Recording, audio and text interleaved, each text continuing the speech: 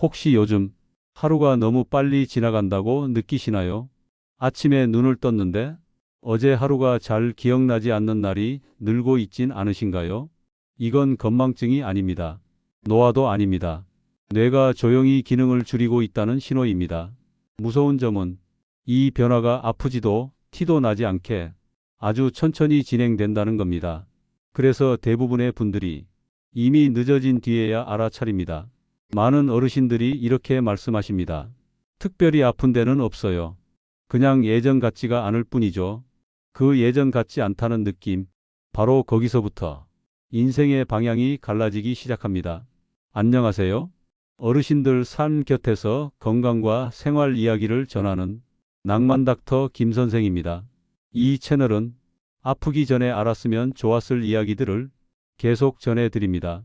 오늘은 치매라는 단어보다 먼저 왜 뇌가 스스로 힘을 빼기 시작하는지, 그리고 그 흐름을 다시 되돌린 분들이 공통된 행동 하나를 말씀드리려 합니다.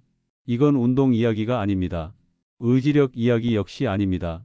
뇌가 살아있는 사람들이 하루에 공통으로 들어있는 한 가지 장면, 그걸 지금부터 보여드리겠습니다. 많은 분들이 착각하십니다. 뇌는 쉬면 회복된다고, 몸을 덜 쓰면 오래 쓸 수 있다고. 하지만 뇌는 정반대입니다.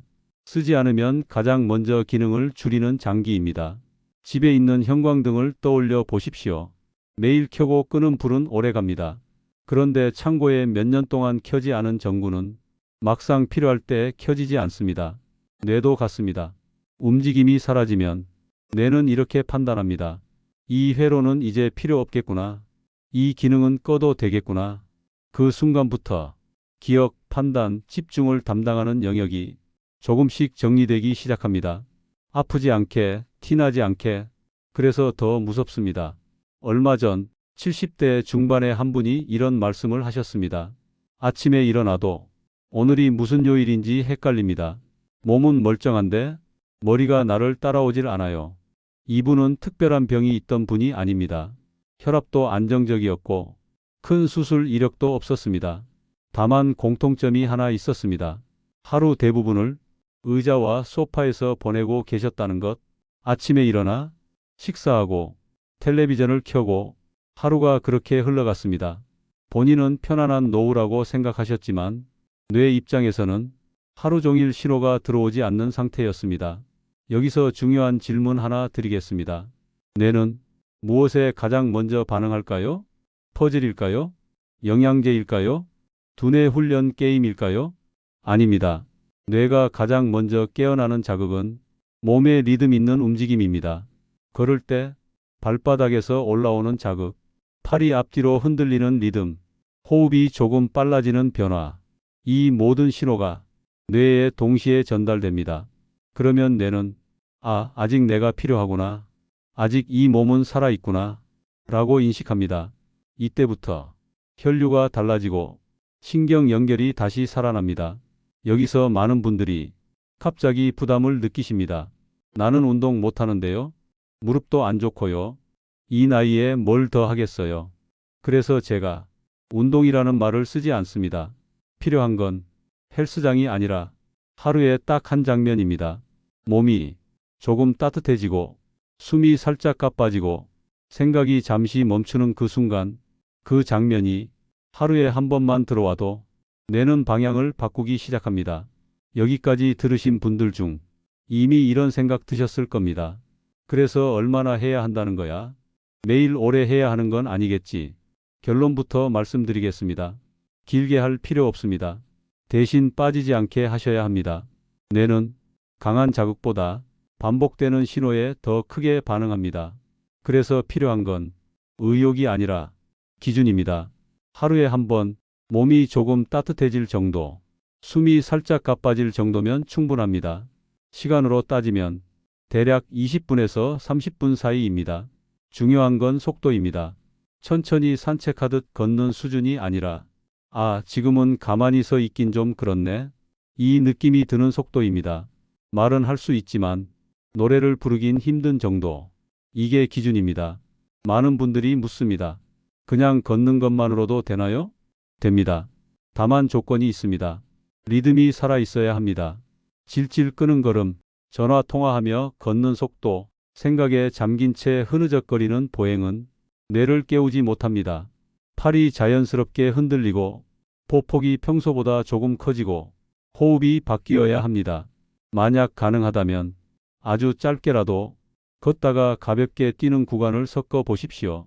30초 뛰고 2분 걷기. 이걸 몇 번 반복하는 것만으로도 뇌는 확실히 반응합니다. 여기서 꼭 짚고 가야 할 게 있습니다. 통증을 참고 하라는 이야기가 아닙니다. 무리하라는 말도 아닙니다.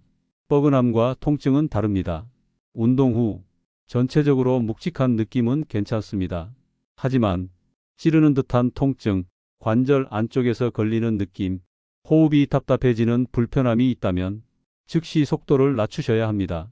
그리고 한 가지 더. 신발은 정말 중요합니다. 비싼 신발이 아니라 발바닥이 편안하고 뒤꿈치 충격을 잘 흡수하는 신발이면 됩니다. 이건 장비가 아니라 안전장치입니다. 가장 좋은 시간은 아침입니다. 아침에 몸을 움직이면 그날 하루 뇌의 각성도가 달라집니다. 집중력, 기분, 기억력까지 전부 영향을 받습니다. 하지만 아침이 어렵다면 매일 같은 시간이 더 중요합니다. 뇌는 예측 가능한 자극을 좋아합니다. 같은 시간에 같은 리듬으로 같은 움직임이 반복되면 뇌는 그 시간을 활성 시간으로 기억합니다. 이 정도 움직임으로 뭐가 달라지겠느냐고 생각하실 수도 있습니다. 하지만 이 차이가 몇 년 뒤 완전히 다른 결과를 만듭니다. 뇌는 활성 신호가 꾸준히 들어오면 스스로를 유지합니다. 반대로 그 신호가 끊기면 조용히 기능을 줄입니다. 그래서 지금 움직이는 사람과 가만히 있는 사람의 차이는 오늘이 아니라 5년, 10년 뒤에 크게 벌어집니다. 여기까지 들으셨다면 이제 몸을 움직이는 이유는 충분히 이해하셨을 겁니다. 그런데 많은 분들이 이 지점에서 다시 멈춥니다. 그래도 사람 만나는 건 귀찮아. 매일 같은 하루가 편해서 좋아. 바로 여기서 뇌의 두 번째 추락이 시작됩니다. 사람은 혼자 오래 있어도 괜찮은 존재라고 생각하지만 뇌는 그렇게 만들어지지 않았습니다. 뇌는 사람의 얼굴을 보고 목소리를 듣고 대화의 맥락을 읽을 때 가장 복잡하게 작동합니다. 그런데 나이가 들수록 사람을 덜 만나게 됩니다. 귀가 불편해지고 말을 놓칠까봐 신경 쓰이고 괜히 민망해져서 그냥 집에 있는 게 낫지. 이렇게 됩니다. 문제는 그 선택이 뇌에 남기는 흔적입니다. 사람을 안 만나기 시작하면 뇌는 이렇게 반응합니다. 굳이 판단할 필요가 없네. 표정 읽을 필요도 없고 말을 정리할 필요도 없겠네. 그 순간부터 언어, 판단, 감정 조절을 담당하는 영역이 조용히 활동을 줄입니다. 많은 분들이 고립을 감정 문제로만 생각합니다. 외롭고 쓸쓸하고 우울해지는 것 정도로요. 하지만 실제로는 인지 기능의 문제입니다. 사람과의 상호작용이 줄어들면 뇌는 자극을 받지 못합니다. 자극이 없는 뇌는 굳습니다. 이건 기분 탓이 아니라 구조적인 변화입니다. 그래서 혼자 지내는 시간이 길수록 말이 느려지고 생각이 단순해지고 판단이 늦어집니다. 여기에 또 하나의 함정이 더해집니다. 바로 익숙함 중독입니다. 매일 같은 시간에 일어나 같은 자리에 앉아 같은 프로그램을 보고 같은 길을 걷는 생활. 몸은 편합니다. 머리도 덜 씁니다. 하지만 뇌는 이 상태를 이렇게 받아들입니다. 새로운 정보는 더 이상 필요 없겠구나. 이제 정리해도 되겠구나. 뇌는 새로움이 없으면 연결을 만들지 않습니다. 연결을 만들지 않으면 기억은 저장되지 않습니다. 아이러니하게도 뇌는 편안함을 싫어합니다. 조금 귀찮고 조금 낯설고 조금 신경 써야 할 때 가장 활발해집니다. 처음 가보는 길, 처음 만나는 사람, 처음 해보는 방식, 이런 상황에서 뇌는 깨어납니다. 그래서 같은 거리라도 매일 다른 길로 걷는 사람과 늘 같은 길만 걷는 사람의 뇌는 몇 년 뒤 전혀 다른 상태가 됩니다. 여기서 다시 강조합니다. 대단한 사회 활동을 하라는 말이 아닙니다.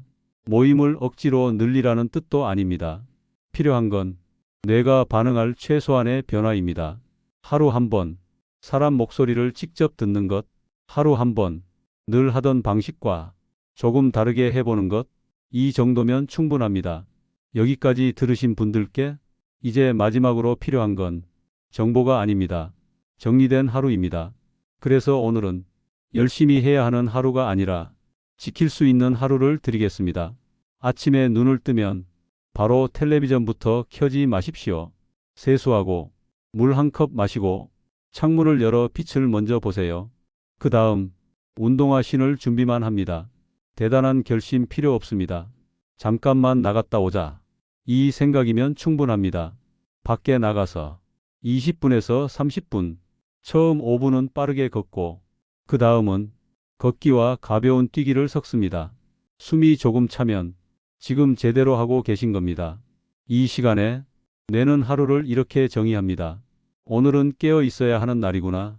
집에 돌아오면 이제 하루가 길게 느껴지실 겁니다. 그래서 장치가 필요합니다. 30분 간격 알람입니다. 알람이 울리면 무조건 일어나십시오. 물 마시고 제자리에서 다리 움직이고 창가에 서서 밖을 한번 보십시오. 이건 운동이 아닙니다. 뇌에게 보내는 신호입니다. 아직 하루가 끝난 게 아니다. 하루에 딱 한 번이면 됩니다. 경로당, 동네 마트, 복지관, 엘리베이터 안대와 길게 이야기 안 해도 됩니다. 얼굴 보고 목소리 듣는 게 중요합니다. 이때 뇌는 언어, 표정, 판단을 동시에 씁니다. 이게 인지 기능을 지키는 가장 강력한 자극입니다. 하루에 하나만 바꾸십시오. 늘 가던 길 말고 다른 골목으로 가기, 오른손 대신 왼손으로 수저 잡기, 보던 프로그램 대신 안 보던 영상 하나 보기. 뇌는 이때 아직 쓸모가 있구나라고 판단합니다. 저녁에는 더 열심히 할 필요 없습니다. 가볍게 산책하거나 다리 풀고 물 조금 마시고 잠자리에 드십시오. 중요한 건 오늘도 몸과 뇌를 썼다는 기억입니다. 이 하루는 운동 루틴이 아닙니다. 뇌를 포기하지 않겠다는 선언입니다. 오늘 하루가 내일을 살리고 내일이 쌓여 10년 뒤에 나를 만듭니다. 여러분, 뇌는 나이를 보고 포기하지 않습니다.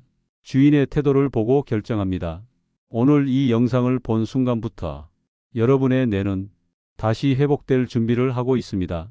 오늘은 완벽하지 않아도 됩니다. 단 멈추지만 마십시오. 지금 이 영상을 끄고 현관문 앞에 서 보세요. 운동화가 여러분을 기다리고 있습니다. 다음 영상에서도 어르신들 삶 곁에서 꼭 필요한 건강 이야기로 다시 찾아뵙겠습니다. 함께 오래 맑게 살아갑시다. 고맙습니다.